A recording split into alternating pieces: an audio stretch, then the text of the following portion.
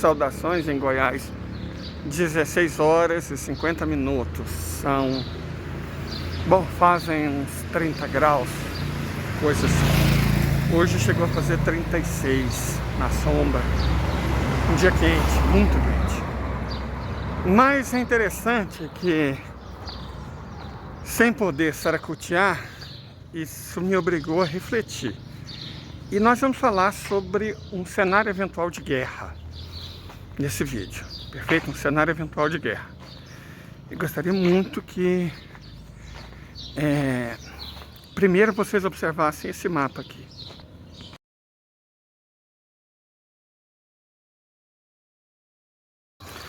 Bom, a conformação da proposta de dois estados, Palestina e Israel, exige que o sul passe para o controle palestino. Então vamos começar com um pouco de geografia básica. Em torno de Tel Aviv, na região metropolitana de Tel Aviv, na área urbana, no aglomerado urbano de Tel Aviv, moram 4,5 milhões de pessoas. E em torno de Haifa, no aglomerado urbano de Haifa, mora cerca de 1 milhão. Por que essas informações são muito importantes? Elas são importantes porque a gente tem que considerar, e essas duas cidades são muito judaicas. As minorias árabes e palestinas nesses lugares são muito pequenos. Então, tanto Tel Aviv quanto Haifa são duas cidades muito israelenses etnicamente. Perfeito? Israel está com quase 10 milhões de habitantes. Mas vamos supor que desses 10 milhões, 7,5 milhões para 7 milhões sejam de fato israelenses, né? Classificados como judeus. Considerando o número 7,5 milhões, a gente chega à conclusão que 80% dos israelenses moram no norte. Uma área que não trocaria de soberania. Vocês estão me entendendo? O norte permaneceria israelense. O que deixaria de ser israelense é a província do sul e, evidentemente, Jerusalém Oriental. O sul e Jerusalém Oriental passariam para a autoridade palestina, formariam um futuro Estado palestino. Ok. Então, do ponto de vista geográfico, essa é a informação. Perfeito? Olhe o mapa. Se for preciso mais uma vez, e essa é a informação. Tranquilo? A população israelense mesmo se concentra no norte. Mas como diria Sartre, como disse Sartre, né? O inferno está nos detalhes. E realmente, o inferno está nos detalhes. É no detalhe que está o problema. Por quê? Porque são os 20% exatamente do sul da Cisjordânia que vai ter que ser desocupada, e do sul as populações mais problemáticas, mais fanatizadas, mais de extrema direita, mais fundamentalistas do lado israelense. Perfeito? Então, o inferno está nos detalhes, nos ocupantes legais do sul. Não esqueça a fronteira de 1967, esqueçam isso. A guerra é pelo Negueb. Então, são os ocupantes ilegais do Negueb e da Cisjordânia que são um grande problema. Então, antes da gente apontar possíveis soluções, eu gostaria de comentar com vocês algumas coisas que deveriam ser autoevidentes, mas ninguém está analisando com necessária clareza. Espera-se até o estabelecimento da paz, muitos anos, 10, talvez 20. Correto? Porque é uma mudança tectônica de ordem mundial. Tem a questão da armadilha de Tucídides, né? Que tem que ser levada em consideração. Que temos uma potência declinante e potências emergentes vão querer tomar o lugar dessa potência declinante. No caso, a Federação Russa e a China. Os árabes e os indianos estariam numa posição, eu não diria subalterna, não estão subalternos, mas secundária. A expressão posição secundária é mais justa, que não é que eles se subordinem, é que eles não têm condição de competir com a diplomacia do quinjal, ou seja, com a vasta superioridade tecnológica da Federação Russa no campo de batalha, superioridade bélica, e com a vastíssima superioridade econômica da República Popular da China. Então, militarmente, ninguém nesse planeta é capaz de enfrentar a Rússia. E economicamente, ninguém nesse planeta é capaz de enfrentar a China. Ponto. Agora, a produção industrial e de engenharia indiana é cada vez maior. E os árabes detêm o petróleo e a energia. Então, são atores muito importantes, mas secundários. Ok. Se nós analisarmos, primeiro, do ponto de vista militar, depois eu vou explicar por que não vai ser necessário, provavelmente, tudo isso que eu vou falar agora. Do ponto de vista militar, vamos tomar a Ucrânia como base, perfeito? A Ucrânia, antes do conflito, era um país de 603 mil quilômetros quadrados. Portanto, umas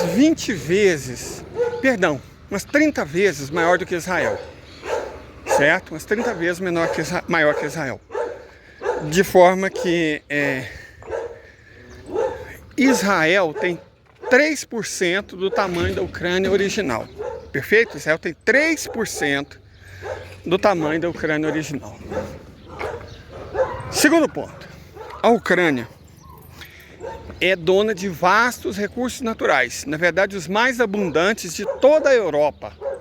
De todos os países europeus, estamos considerando a Rússia. A Rússia é tamanho de continente, a Rússia é maior do que a América do Sul, maior que a Antártica, maior que a Europa, maior que a Oceania. Então esquece a Rússia. A Ucrânia era o país mais extenso da Europa e dono de vastos recursos naturais. Na verdade, as maiores reservas de manganês do planeta, do mundo, são ucranianas. Que na verdade agora são controladas pela Rússia, mas eram ucranianas. E você tem reservas de ferro, de gipsita, de salgema, lítio, importantíssimo, cromo, urânio, gás, petróleo. Mais do que isso, solos férteis, os solos mais férteis desse planeta, a Chernozion, solo mais fértil do mundo. O que fazer da Ucrânia um dos maiores exportadores mundiais de alimentos, exportadores líquidos de alimentos? O Brasil não exporta comida, o Brasil exporta ingredientes para ração para porco, soja, milho, sorgo, algodão, isso é ingrediente para ração, isso não é comida, não é nem ração, porque graças à lei Candir, ela não pode ser industrializada no Brasil, né? Não compensa. Então é ingredientes para outros países transformarem em ração, alimentar seus animais e gerar empregos. O Brasil não conta. A Ucrânia, sim, ela exportava milhões de toneladas, dezenas de milhões, na verdade, de toneladas de girassol, né? No mundo, gente, eu já tive em muitos países do mundo. No tempo que o Lula e o PT destruíam a vida da gente, eu já estive em muitos países do mundo. Você não acha óleo de soja para comprar. Óleo de soja é ingrediente industrial. Por exemplo, para fazer tinta. Você acha principalmente óleo de canola, eventualmente óleo de milho, eventualmente óleo de dendê, né? Só que eles vendem com outro nome, mas é óleo de dendê. E principalmente o óleo favorito do mundo é o óleo de girassol. A Ucrânia é um dos maiores exportadores de girassol desse planeta e um grande exportador de trigo. Perfeito? E é um país cortado por 3 grandes bacias hidrográficas. O Dnieper no centro, o Don no leste e o Dniester no oeste. Tranquilo? Agora vamos falar da geografia do Estado de Israel. 3% do território ucraniano, não tem nem água em quantidade suficiente. Eu não vou falar outros recursos, não. Não tem nem água. O Estado de Israel carece de água. Não vou falar de fosfato, potássio, molibdênio, bauxita, ferro, magnesita ou qualquer outra coisa. Mas não tem água. Vamos começar por aí. É um país que não tem água, não tem recurso mineral, não tem solo fértil e mesmo se tivesse, não tem água para fazer ser cultivável. Então, Israel não tem recursos naturais, não tem comida. Esse nunca foi um problema da Ucrânia. Nunca foi um problema da Ucrânia. É um grande exportador de comida, então comida eles sempre tiveram. Israel não. Não tem água e não tem comida. Depende de importação, para as duas coisas. O que significa? Vamos analisar do ponto de vista logístico. Certo? Vamos analisar do ponto de vista logístico, com cuidado, com atenção.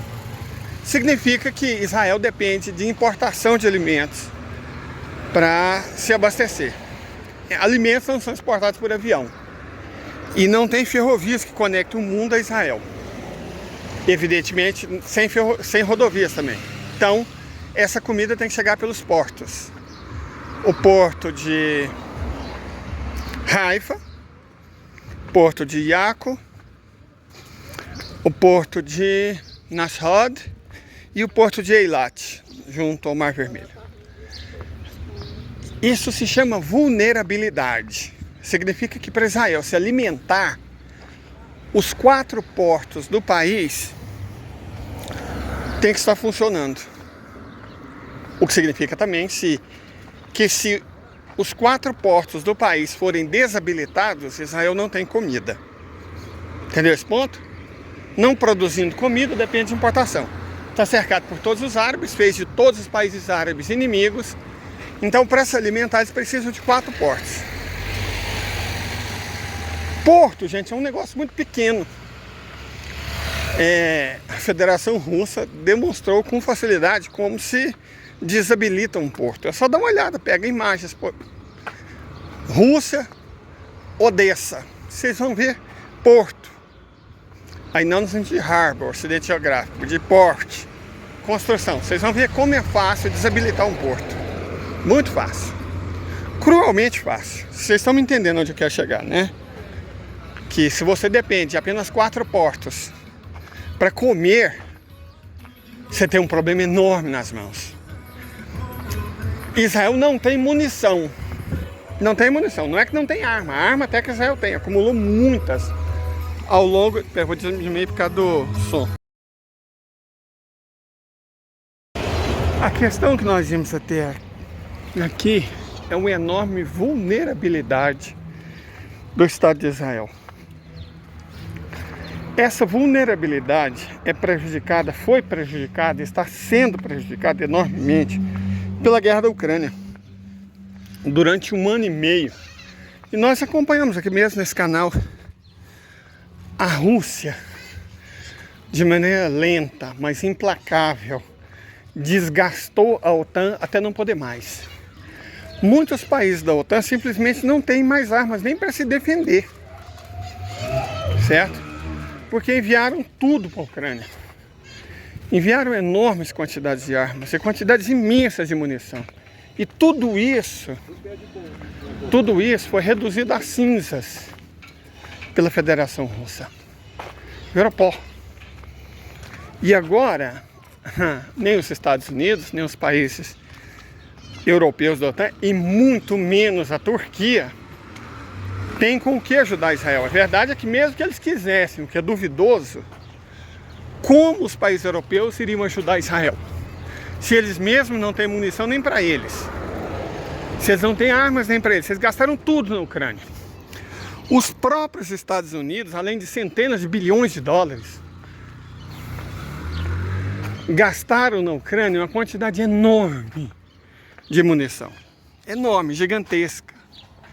Como é que eles vão ajudar o Estado de Israel? Não tem como, gente. É simples assim. Ajudar com o quê? E eu falo isso porque Israel, reconhecidamente, não tem munição. Simplesmente não tem munição. Como é que você vai fazer uma guerra sem ter munição? Israel não tem. Certo? E por onde Israel receberia ajuda? Os Estados Unidos mandou um avião de munição. Por favor, né, gente? Por favor. Como é que Israel vai travar uma guerra? Porque Israel está acostumado a fazer massacre. É massacre. O que a gente está vendo em Gaza não é uma guerra, é um massacre. Dentro de um conflito, não é uma guerra. É igual um adulto brigando com uma criança ou um idoso bêbado. Não tem briga. É massacre. Como é que você faz guerra destruindo no hospital? Com criança dentro. Ah, Israel fez não sei quantas vítimas. Aham. Olha como ele fez essas vítimas. Como Israel fez essas vítimas? Destruindo no hospital? Vou repetir aqui uma coisa que eu já disse, que é muito importante vocês levarem em consideração. Compare a quantidade de vítimas na Guerra do Vietnã entre americanos e vietnamitas. Compare a quantidade de vítimas na Guerra do Afeganistão entre americanos e afegãos. Aí, depois de fazer essa comparação, voltem e me digam quem ganhou as duas guerras. Então, o número de vítimas não quer dizer nada. Não indica quem vai vencer ou vai perder uma guerra. Vocês podem ter certeza absoluta disso. O número de vítimas só demonstra a atrocidade, normalmente um dos lados, né? Se você bombardeia um país, todas as forças, você vai ter um enorme número de vítimas. Os Estados Unidos fizeram isso no Afeganistão, fizeram isso no Vietnã, fizeram isso na Coreia, certo? Na Coreia só conseguiram empatar. E no Afeganistão e no Vietnã tomaram uma surra. Então o número de vítimas não quer dizer nada não, gente. Pelo menos não do ponto de vista militar. Não significa nada. O Israel pode conseguir muitas vítimas. Ainda deve existir o quê? Uma meia dúzia de hospitais em Gaza? Tem quantos hospitais em Gaza ainda? Meia dúzia? Tem creche, tem escola, tem igreja. E tem muitos lugares para Israel bombardear. Prédio residencial, sanatório, né? Tem muitos lugares para Israel bombardear ainda, fazer muitas vítimas. Mas não vai fazer ele vencer a guerra. Vocês entendem isso, né? Não é assim que se ganha guerras. Não é assim que se ganha guerras. Eu espero que isso esteja claro. Perfeito? Não estou duvidando da capacidade militar de Israel de bombardear lugares. Eles demonstraram isso muito bem, né? Conseguiram fazer uma porrada de vítimas recentes. Todo mundo viu. Então eu não vou negar aqui o fato óbvio da capacidade militar de Israel de fazer vítimas. Mas eu vou negar que isso tem valor militar. Que isso vai ajudar eles a ganhar uma guerra. Muito pelo contrário. Porque, na verdade, eles realmente tornaram todos os vizinhos inimigos. Foi isso que eles conseguiram. Então eu não diria que foi uma vitória, eu diria que foi uma derrota. Perfeito? Eu diria que foi uma derrota. A última vez que eles pegaram um palestino na cruz, olha, o resultado não foi muito bom. Não significou a derrota das pessoas que acreditavam no que foi imolado. Na verdade foi muito pelo contrário, né? Muitos amigos nossos, né? Oh, não sei o que, tá lá na Bíblia. Então, vou lembrar outra coisa que estava na Bíblia. Tinha um palestino que eles não gostavam, o poder dominante na época, não gostava dele, mandou crucificar ele. Então, houve vítimas. E os seguidores deles também foram quase todos mortos. Por meios, às vezes, até mais horríveis do que o primeiro crucificado. Bartolomeu, um dos discípulos, teve a pele esfolada com ele vivo. Ele vivo, a pele dele foi arrancada do corpo dele com ele vivo. Parabéns para o Império Romano. Grande império, poderosíssimo. Ganhou? É isso que eu estou falando, gente. Então, Israel ainda tem uma meia dúzia de hospital. Só em Gaza. Tem muitos na Cisjordânia também. Repita, escola, universidade, creche. Tem lugar demais para fazer vítima. Não quer dizer que eles vão ganhar. Perfeito? Pergunta é, se for pro pau mesmo, quanto tempo Israel resiste? Quanto tempo vocês acham? Eu vou ser muito otimista. As poderosas forças de Israel. 1 mês. Israel resiste 1 mês de guerra de verdade. Não estou falando de massacre, não.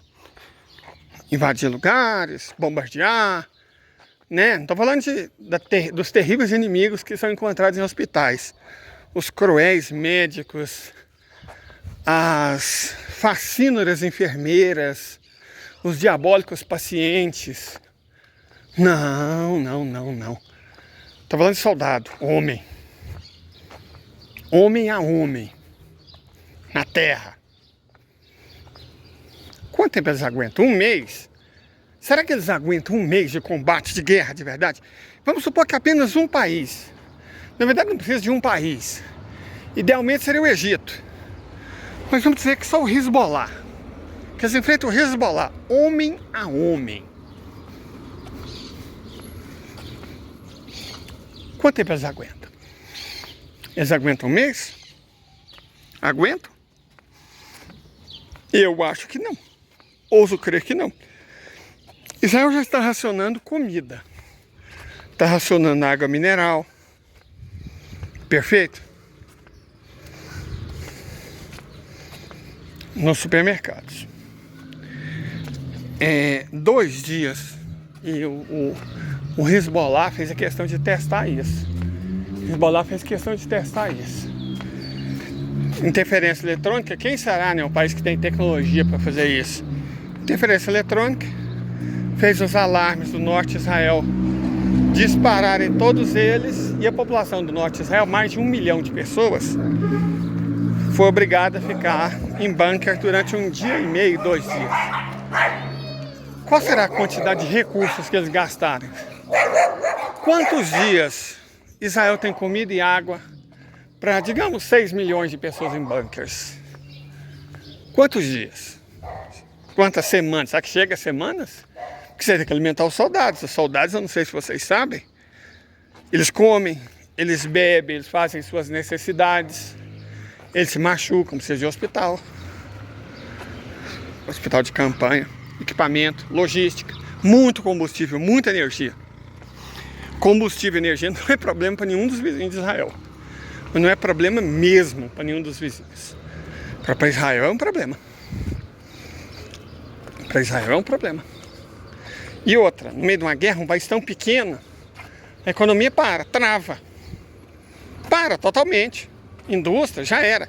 As multinacionais que estão instaladas em Israel vão parar todas. Israel é uma grande potência no setor de semicondutores. Grande potência porque tem paz.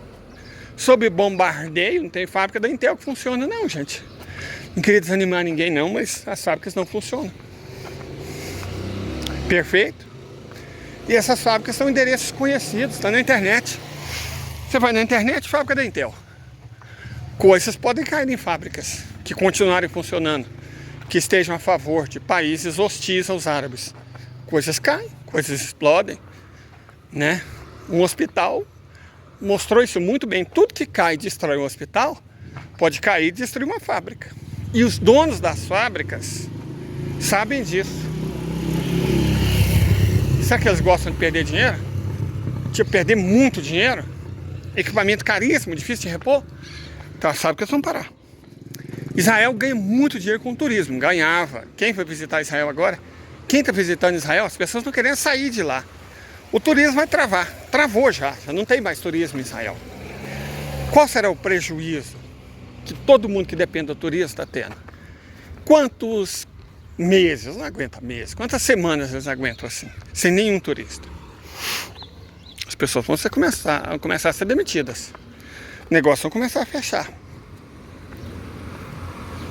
Perfeito? É isso que acontece num conflito de verdade. Conflito de verdade é isso que acontece. A economia não funciona normalmente. Principalmente se nós estivermos falando de um país minúsculo. 1/5 de Portugal. Não funciona. Menor que Sergipe, não funciona mesmo. E aí vamos imaginar o seguinte, cenário. Perfeito, um cenário. O Hezbollah tem uma questão tática de si. Vamos falar de tática, de estratégia. Não vamos falar de... O Hezbollah é muito bem organizado. Não tá falando bem dele não, tá? Eu sei que tem muita gente que não gosta. Então, o Hezbollah, admita-se, gosta-se dele ou não, é extremamente bem organizado. O comandante Nasrallah é um gênio da estratégia. Um gênio da estratégia. Da tática. Pense comigo, pense com o mestre Leider aqui. Uma paradinha e pensa com o mestre Leider. Perfeito? Com o mestre Leider. Sun Tzu, grande estrategista militar. Você já deve ter ouvido falar de Sun Tzu, né? Sun Tzu era o ás da estratégia militar. O que ele dizia sobre acuar inimigo? Dizia, não faça isso. Jamais acunhe o inimigo. Vale para qualquer inimigo. Duvido que o Hezbollah resolva acuar os israelenses. Significa que ele tem que impedir as tropas de Israel de entrarem no Líbano e na Síria. Isso é uma coisa. Mas, sendo inteligentes, eles dificilmente vão atacar para valer Haifa e Tel Aviv. Faz muito sentido poupar Tel Aviv e Haifa, onde mora muito mais da metade da população israelense. Poupe aquelas regiões. Faça de lá um lugar seguro, para que qualquer israelense que queira viver esteja disposto a não lutar, a viver. Mulheres, crianças, idosos, inválidos ou pessoas que não queiram lutar, se sintam seguros em Haifa e Tel Aviv. Se sintam seguros lá. Não ataque lá. Agora, uma vez defendidas as posições do norte, né, que na verdade equivale ao sul do Líbano e ao sul da Síria, contando com apoio voluntário, quantos voluntários o Irã, que estendeu a bandeira preta na mesquita sagrada dos mártires de Mashhad, quantos voluntários o Irã tem? Alguma coisa entre 2 e 3 milhões. Só atravessar a fronteira para o Iraque. O Iraque certamente não vai se opor. E aí eles entram na Jordânia. É interessante taticamente não atacar o norte. O norte é para se defender. Agora o sul é outra história. Entram na Jordânia e ao invés de atacar o norte, ataca o sul, o Negev. Existe uma diferença enorme entre o norte superpovoado, superpopuloso, denso, cheio de cidades, e o sul que é um deserto. Deserto é uma coisa que os iranianos entendem muito bem. O mais quente árido do planeta fica lá. Há desertos terríveis no Irã, onde eles treinam. Então ataca. Não o norte. Eles e o Hezbollah, potencialmente, se quiserem fazer um ataque para preservar o maior número possível de vidas que queiram ser preservadas, não ataque o norte, ataque o sul, no deserto, no Negev. Ah, mas e se... é claro que o exército vai reagir, né? Israel tem uma defesa sólida, forte, poderosa. Já demonstrou todo o seu poder em hospitais. Mas pode ser usado em outras, sei lá, outras estruturas também. Então, Israel se defende. No deserto é complicado, porque os persas, os xiitas, milhões deles, com artilharia. Não deles, levar artilharia é muito pesado, mas do Egito. Eles não precisam levar artilharia, basta levar uma infantaria bem posicionada, bem montada. Drones kamikaze, foi o Irã que inventou o drone kamikaze. dizem que o Irã tem centenas de milhares deles prontinho para ser usado e está fabricando eles como se fabrica pão quente na França, certo? Centenas de milhares de drones kamikaze, não precisa de ninguém operando. É só ligar. Pum, pum, pum, pum, pum, pum, pum, pum, pum. Centenas, milhares, dezenas de milhares, centenas de milhares. Devastando não o norte. Norte é um lugar mais ou menos seguro. Devastando o sul. Devastando o sul. Para desocupar, para desalojar os elementos mais relutantes. Ao mesmo tempo, se a infantaria é do Hezbollah e do Irã, voluntário, o Irã não entra no meio não. Oficialmente não. Não houve muitos voluntários apoiando as forças da Ucrânia? Então, se tem muitos voluntários apoiando os ucranianos, por que não pode ter muitos voluntários? Só que não dezenas de milhares, estou falando de centenas de milhares. Porque os voluntários iranianos são em quantidade muito maior do que os voluntários da OTAN que foram lutar pela Ucrânia. Uma coisa interessante sobre o voluntariado que ajudou a Ucrânia era todo ele pago. O voluntário do Irã não. O voluntário do Irã está fazendo para ser martirizado. É foda, né? Um voluntário que não teme a morte, pelo contrário, a espera. Porque o profeta diz que se você morre em uma guerra justa contra infiéis, você vai para o paraíso. Olha lá, gente, o calor, ó. O calor faz isso. Como eu disse, eu mostrei isso para vocês várias vezes. 36, 37 graus não é a temperatura que já teve aqui nessa região. Quando passava de 30, as pessoas sofriam. Eu estou num lugar de quase 900 metros de altitude. Nunca teve tanto calor. Eu nasci aqui.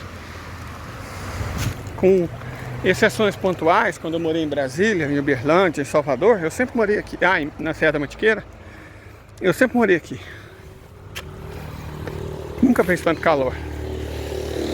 Aquilo não é uma pomba dessas carregadoras de piolho. É uma pomba do bano, pomba nativa. Não aguenta, cara. Não aguenta, infelizmente isso acontece. Perfeito? Mas voltando ao assunto. Artilharia egípcia de um lado, infantaria iraniana e do Hezbollah do outro, atacando não o norte, o sul. Alvo aberto, área aberta. Área aberta é tão fácil para uma artilharia atacar. Pou, pou, pou, pou, pou, pou, pou. Bom, eu acho que... Será que Israel aguentaria um mês?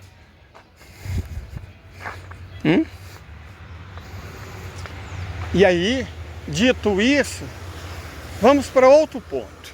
Outro ponto muito importante. Bastante importante. Que é o seguinte. E os Estados Unidos? No vídeo anterior, eu disse que os Estados Unidos, na verdade, lavaram as mãos. Lembra os dois recadinhos? O primeiro, tá mandando um porta-avião, mas não vamos desembarcar. O Hezbollah responde, ok. Mas o Estado palestino vai ser Cisjordânia, Gaza, mas vai ser contínuo, um território contínuo, ou seja, eles querem o sul, eles querem o Negev. Os Estados Unidos não falou nada. Antes de ontem, um artigo no New York Times. Segundo porta-avião. Uau, meu Deus, vão reagir? Não vão. Segundo porta-avião é um recado. Israel não tem forças para lutar uma guerra de duas frentes.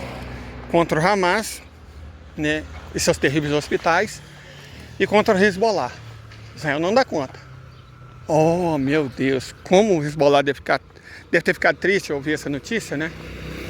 Deve ter ficado passado. Certo? Mandou o segundo porta-avião. Imediatamente a diplomacia do quinjal, do presidente Vladimir Vladimirovich, falou: nossa, 2 porta-aviões? Mas pra quê? O que vai adiantar? Eu estou autorizando de maneira permanente que meus MiG fiquem transitando pelo Mar Negro, pelo sul do Mar Negro, 24 horas por dia, armado com quinjal. Ou seja, O quinjal afunda qualquer coisa que flutua. Porta-aviões e flotilhas flutuam. Então o recado foi dado. Perfeito? O recado foi dado.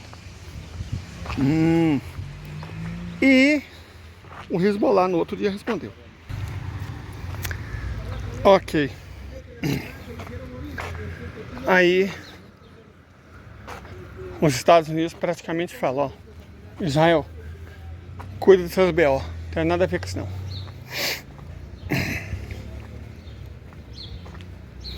O que Israel faz? Começa a atacar o sul do Líbano, para forçar uma reação, para abalar a opinião pública, né? A União Europeia parece muito mais interessada em defender Israel do que em defender os europeus, isso está nítido. É só ver as falas da Ursula von der Leyen. Vou até mostrar algumas.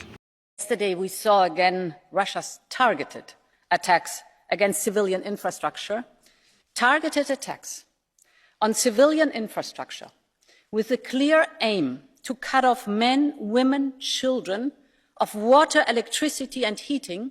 With the winter coming, these are acts of pure terror and we have to call it as such. Mas a Europa, e aí nós vamos falar de um ponto importantíssimo, a Europa não tem como ajudar. A economia da Europa está em ruínas. A Alemanha está arruinada. O Reino Unido está além da ruína. A Suécia está tomada pelo crime organizado. Olha que loucura. Tomada pelo crime organizado. Desemprego, tal. A economia europeia está arruinada. Como é que elas vão ajudar a entidade? Com armas? Se eles tivessem ajudado a Ucrânia a vencer a Rússia. Com munição, se eles tivessem, eles tinham ajudado a Ucrânia a vencer a Rússia. Com dinheiro, se eles tivessem, estavam ajudando a Ucrânia a vencer a Rússia. Não tem, cara. Não tem nenhuma dessas três vezes. Como é que vai ajudar? Com apoio moral? Com palavras de consolo? Com brado, chamando todo mundo que se opõe a esse terrorista? Assim que eles vão ajudar? Não vai ajudar, cara. Não vai ajudar, camarada. Não vai. Isso não vai acontecer. Perfeito? Não vai acontecer. Na prática, eles não têm condição real de ajudar. O Reino Unido mandou uma flotilha. Reino Unido é aquele país que os submarinos nucleares tentaram consertar com o Super Bonder e que não tem nenhuma em operação porque não tem fundos. É um país sem dinheiro. Então tá, né? Se eles falam que o Reino Unido vai ajudar, quem somos nós para duvidar? Só não sei como. E os Estados Unidos, cara, a economia dos Estados Unidos está tão perto de quebrar, mas tão perto de quebrar, mas tão miseravelmente perto de quebrar que ela vai quebrar. Olha, você parece um pato, você anda como um pato, nada como um pato e voa como um pato é o quê? Não é um coati. Então você parece que vai quebrar. Você tem todos os sintomas de um país em risco de quebrar.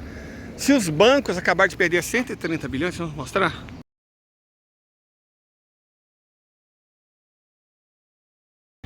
Se o país está dilacerado pela dívida, pela desdolarização, pela desindustrialização, por uma infraestrutura em frangalhos, por uma capacidade industrial dizimada, por décadas de neoliberalismo, eles vão quebrar. Eu, aliás, ainda acredito que eles quebram esse mês. Quebrando os bancos, quebra a bolsa. Quebrando a bolsa, quebra o mercado imobiliário. Aí vai quebrar tudo. Pum, a economia desmonta. Como um país quebrado, vai quebrar mesmo, vai ajudar outro. Só me explica isso. Você fala, vai ser uma guerra de décadas. Como? Com que dinheiro? Com que recursos? Fazer guerra não é só ter raivinha, não. Não, fazer guerra exige. Lê Sun Tzu, levou um Clausewitz. Só um momento, eu tenho que comprar umas coisinhas que minha mãe me pediu. E os Estados Unidos exercem, desde sempre, a diplomacia do dólar. Certo? Essa é a diplomacia dos Estados Unidos, do dólar e do porta-avião. Desde a Segunda Guerra Mundial. Dólar e porta-avião é a diplomacia que os Estados Unidos exercem. Vamos falar rapidamente sobre essas duas coisas. O dólar era poderoso porque até 1971 era lastreado em ouro. Aí o Nixon fez com que deixasse de ser. Mas com o acordo do petrodólar em 1974 passou a ser lastreado em petróleo. A demonstração de fraqueza absurda na Ucrânia fez com que, o dólar deixasse de ser a única moeda capaz de comprar petróleo. A Líbia já tinha tentado, o Iraque já tinha tentado, a Venezuela tinha tentado. Todo mundo sabe o que aconteceu com esse país. Por causa da outra diplomacia, diplomacia da sanção, né? Ou, no caso do Iraque e da Líbia, a diplomacia do porta-aviões. Só que, quando a Arábia Saudita viu que os Estados Unidos não eram capazes de defendê-los, e ficou em xeque até a capacidade de se defender, a Arábia Saudita passou a vender petróleo até em shilling queniano. Veja só, shilling queniano. Hoje em dia compra petróleo. Dólar severamente enfraquecido, a desdolarização em curso muito avançado e ainda por avançar. Os Estados Unidos podem fazer o quê? Eles aumentaram a dívida deles em $500 bilhões em 2 semanas. A dívida já ultrapassa os $100 trilhões. Não tem como ser pago. Michael Woodson disse, uma dívida que não pode ser paga, não será paga. Isso é ruim, mas é pior, que eles não conseguem mais pagar os juros da dívida. Aí sim, aí é cataclísmico. As economias até podem sobreviver se endividadas. Não é essa bobagem que os neoliberais falam, a dívida, isso é bobagem, isso é mentira. Isso é para roubar dinheiro das pessoas, porque aí você aumenta a taxa de juros e coloca os contribuintes do país para jogar dinheiro no fiofó dos financistas, dos banqueiros. Só para isso que serve essa ideia idiota e burra e mentirosa. Agora, quando você não consegue pagar o juro da dívida, aí sim você tem um problema enorme. Porque se você não consegue pagar o juro da dívida, imagina que você usa cartão de crédito para pagar suas dívidas. Ou cheque especial. Quando chega nesse ponto, quando você precisa usar o cartão de crédito para pagar a dívida do cheque especial, ou o cheque especial para pagar a dívida do cartão de crédito, você quebrou na prática. É como um morcego que se alimenta do próprio sangue. Não funciona. Não dá certo. Quebrou. Essa é a situação dos Estados Unidos. Os Estados Unidos não tem como ajudar e já falaram que não vão ajudar. Mesmo se quisesse. Mesmo se as bravatas daquele senhor idoso que está sendo manipulado como boneco de ventríloco fossem verdadeiras, como eles iam ajudar? Não tem como. Quer dizer que Israel na prática está sozinho. Quando você está sozinho, no meio de inimigos terrivelmente ricos, imensamente ricos, muito ricos, motivados, com raiva de você. Perdão, cachorro, tem que filmar essas flores. Quando você está motivado nessas condições, o bom senso diz que você está com problemas. Então imaginar, vai ter décadas de guerra, com que dinheiro, camaradas? Com qual tecnologia, com qual capacidade industrial? Aqui, segundo o que a gente acha hoje. Quando eu falo 37 graus na sombra, gente, é sobre isso que eu tô falando. É sobre isso. Mais um, terceiro. 37 graus na sombra. Nunca teve essa temperatura aqui.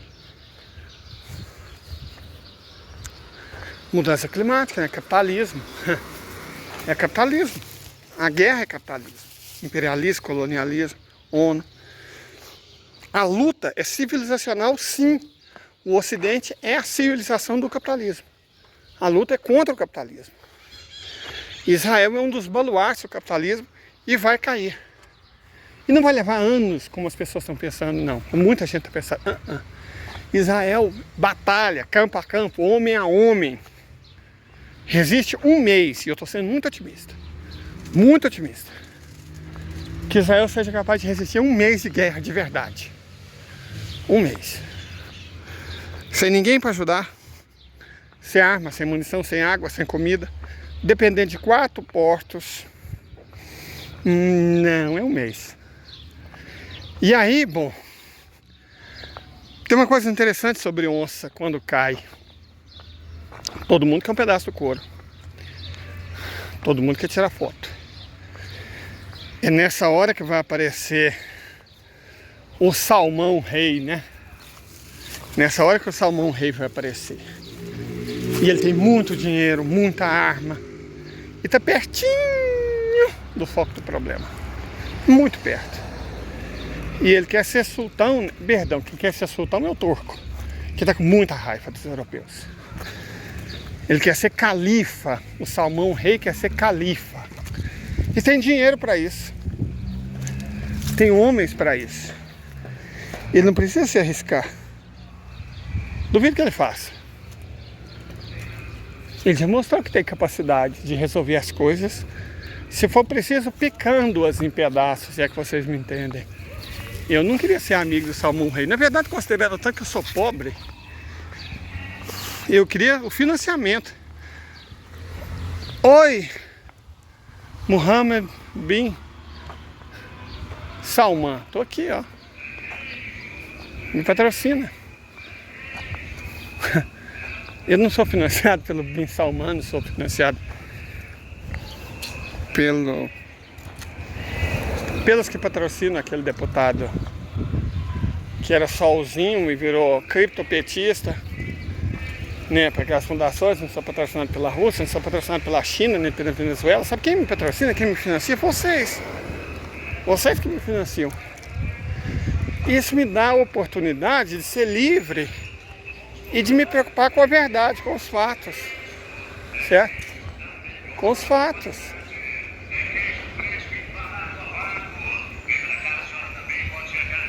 Queijo?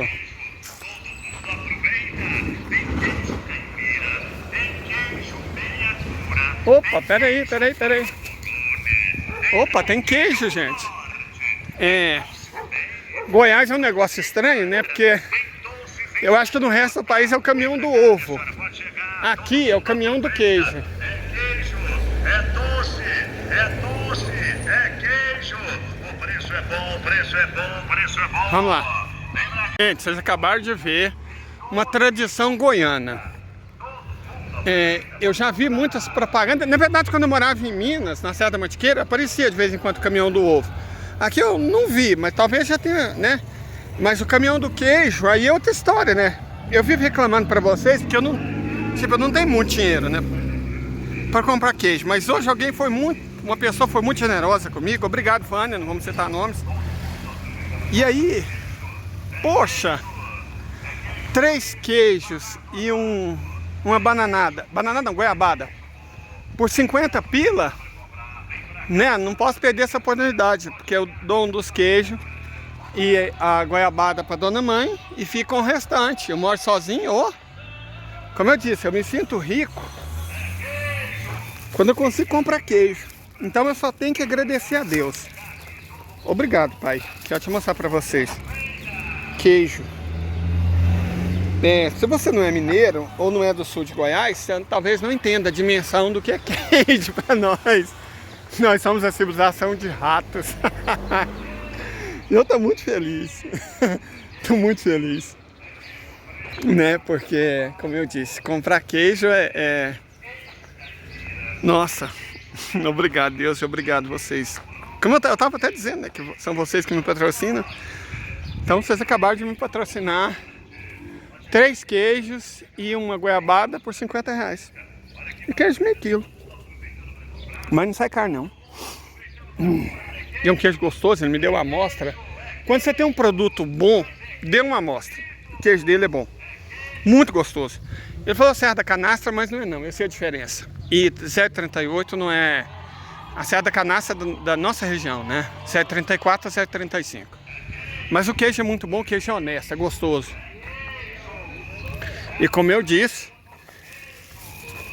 3 queijos por R$ 37,50 é um senhor negócio. Queijo gostoso. Estou feliz. Vamos continuar, terminar a nossa atividade peripatética. Como é que os jovens falam? Meus vídeos são apocalípticos, que acontece tudo.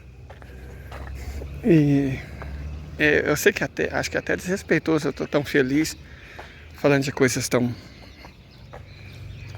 Mas eu faço análise, eu não tenho culpa do que está acontecendo no mundo. Eu busco fazer análise honesta. E a honestidade tem dessas coisas, né? Ela não corre os caminhos que a gente percorre, ela é como um rio. Ela tem um caminho dela e você não pode detê-la sem custo. Você não pode represar a verdade. Então, felizmente é isso. Vai ter guerra? Sim, a guerra vai avançar. Inclusive porque desesperado é o que o Estado de Israel pode fazer. Eles foram abandonados pelos Estados Unidos. Então essa partir por tudo ou nada. O que é um erro terrível. Terrível, terrível. Porque os Estados Unidos, está lá o velho Joe falando e acontecer, vamos mandar 100 bilhões. Da onde eles vão tirar 100 bilhões, meu santo Deus? Da onde eles vão tirar 100 bilhões? Eles tiveram que implorar de joelho para os republicanos derem uma folga de 45 dias, né? Que o déficit orçamentário já tinha estourado. Então, daqui uns dias vai vencer esse prazo de 45 dias. Vão ter que implorar por mais um aditamento da dívida. E aí, além desse aditamento da dívida, ainda vai pedir 100 bilhões. O povo americano está exausto de guerra, de gastança, de financiar banqueiro, de financiar milionário, de financiar complexo militar, industrial. O povo americano está exausto. 100 mil pessoas trocam de plano espiritual todo ano só por causa de fentanil e assemelhados e opioides. 800 mil sem teto. Cara, vocês têm noção do que é isso? Um país devastado pelos juros altos, pela queda dos salários, pelo desemprego. Greve estourando, pipocando nos Estados Unidos. Como esse país vai tirar 100 bilhões para ajudar Israel? E o Egito, a Turquia já lançaram a braba. Se a OTAN começar com onda, eles vão simplesmente fazer, sabe o quê? Liberar os migrantes. Milhões deles, quem entrar na Europa, entra. Passa por aqui, entra. O que eles vão fazer? A Europa está exausta. A Europa está destroçada. Sabe, a Europa não está suportando os ucranianos. Vai suportar milhões de refugiados árabes? Ela tem dinheiro para isso, tem condição para isso. O inverno está chegando. A primeira neve em Moscou já aconteceu há mais de 10 dias. O inverno está chegando, está batendo na porta da Europa. Que está sem gás. A Rússia proibiu. Proibiu, não vai vender mais para eles combustível, não vai mais vender. Eles vão comprar de quem? Do Catar? Eles realmente vão irritar o Catar? O Catar já falou, griladíssimo. Se eles ficarem sem gás, sem petróleo, eles vão comprar de quem? A que preço? Lembrando, a chave de tudo são os árabes. Quando eles resolverem, o preço do petróleo e gás vai ser 150, se não quiser não compra. E aí, a OPEP+.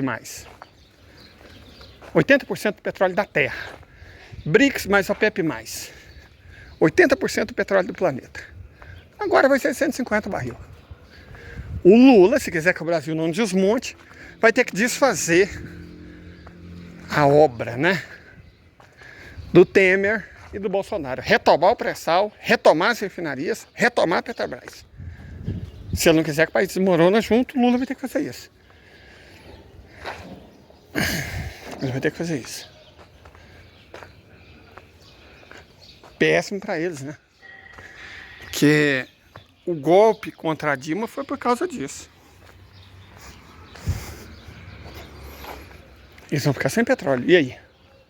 Como a economia deles vai funcionar? A luz de vela? Detalhe, parafina é um derivado do petróleo. Então, não tem essa de guerra por anos, não. Eles não têm dinheiro, não têm recurso. A economia deles já está desmoronando e vai cair de vez mais hora, menos hora. Entendeu? Sem essa de guerra por anos. Vai ser uma surpresa. se Israel resistir a 1 mês de guerra. 1 mês. Ah, mas e as nukes, o cogumelo? Israel tem míssil? Os Estados Unidos não tem? Que Strike dos anos 70, Minuteman dos anos 50. E deixa eu contar uma coisa para vocês sobre armamento nuclear. Já passou pela cabeça de vocês que, tipo, ele é nuclear? Então não pode ser armazenado. É igual cerveja, gente. Bomba atômica é igual cerveja.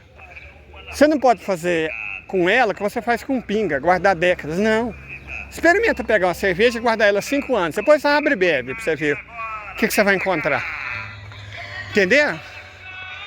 A radiação, aliás, o próprio princípio da radiação é que ela vai se perdendo. Os isótopos negativos, que são os necessários, especificamente o urânio 235, vai virando isótopos de números pares. E esses impedem a reação nuclear. Chama contaminação. 1% de contaminante e a bomba se torna um trambolho inútil. Entendeu? 1%. 1%. Basta 1%. E já era. Bom, agora eu só tenho um queijo. Eu dei para os meus vizinhos venezuelanos. Você lembra ontem? Estava tendo uma algazarra, porque era aniversário de alguém, então.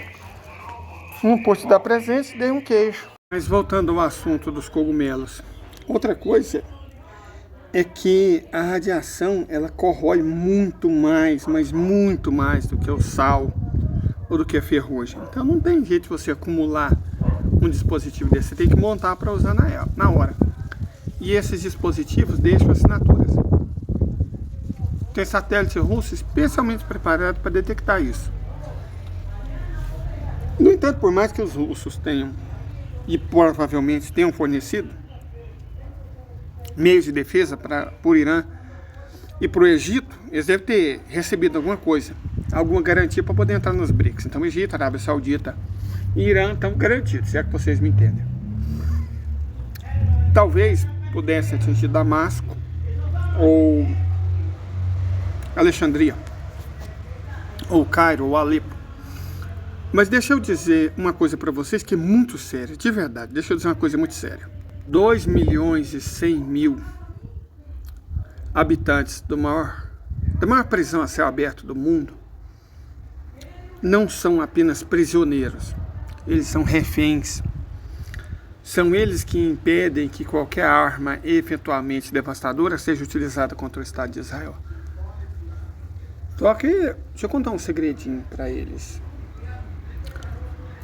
Pau que bate em Muhammad, bate em Moisés. Então, os 4.500.000 habitantes do aglomerado de Tel Aviv também são reféns, se é que vocês me entendem. Então, não seria uma ideia nem um pouco inteligente fazer um cogumelo nascer em Alepo, em Alexandria, no Cairo ou em Damasco. Porque cogumelos, com certeza, nasceriam também em Tel Aviv e Haifa. E, bom, os cogumelos que, por exemplo, o Paquistão tem são muito maiores daqueles que Israel tem. Eles podem ser corajosos para enfrentar o tipo de gente perigosa que habita hospitais. Mas eu não aconselharia eles a enfrentar o tipo de gente que tem cogumelos muito maiores que os deles. Então, eu não acredito também na tese que eles iriam soltar cogumelos se estivessem desesperados. Na verdade, o que eu acredito é que eles serão derrotados. Como a lógica diz, não existe uma regra que valha para o resto do mundo e não vale para Israel. Eles serão derrotados.